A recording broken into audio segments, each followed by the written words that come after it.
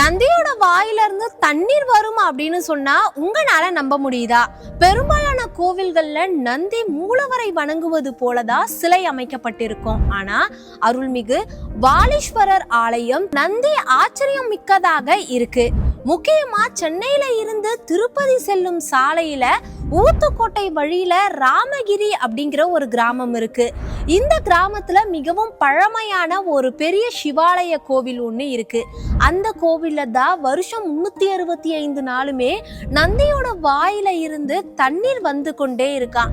நம்ம எல்லாருமே இதுக்கு முன்னாடி வளரும் நந்தி, நிறமாறும் நந்தின்னு பல கோவில்கள்ல இருக்கக்கூடிய நந்தியோட மர்மங்களை பற்றி கேள்விப்பட்டிருப்போம். அதுடைய மர்மங்களே நீங்காத இந்த நேரத்துல இப்போ நந்தியோட வாயில இருந்து தண்ணீர் வருதுன்னு இன்னொரு மர்மத்தை கேள்விப்படும் போது கொஞ்சம் ஆச்சரியமா தான் இருக்கு. மர்மம் அப்படின்னா என்னன்னு தெரியுமா? அந்த நீர் எங்கிருந்து வருது, அது எப்படி வருது, இன்னைக்கு வரைக்கும் ஏன் யாராலையும் கண்டுபிடிக்க முடியல அப்படிங்கறதா மர்மம்.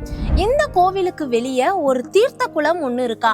அதுல இருந்துதான் இந்த நீர் சேமித்து வைக்கப்பட்டு நந்தியோட வாயில இருந்து அருவியா பாய்கிறதா இப்ப வரைக்குமே நிறைய பேரால சொல்லப்படுது.